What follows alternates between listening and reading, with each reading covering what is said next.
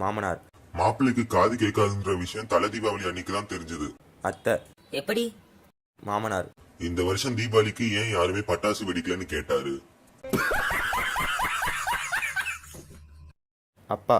உலகத்திலேயே காசு தாண்டா முக்கியம், காசு இல்லைன்னா எதையும் வாங்க முடியாதுடா. மகன். ஏன் கடன் வாங்கலாமே? அப்பா. ஏன்டா உஜாலா பாட்டில கீழே போட்டு தாண்டிக்கிட்டே இருக்கிற? மகன். எங்க ஸ்கூல்ல நாளைக்கு நீளம் தாண்டுற போட்டி இருக்கு, அதுக்கு தான் நான் பிராக்டிஸ் பண்ணிக்கிட்டு இருக்கேன்.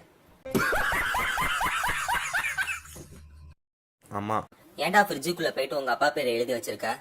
மகன். என் அப்பா தான் என்னோட பேரு கெட்டு போயிடாம பாத்துக்கோடான்னு சொன்னாரு, அதான்.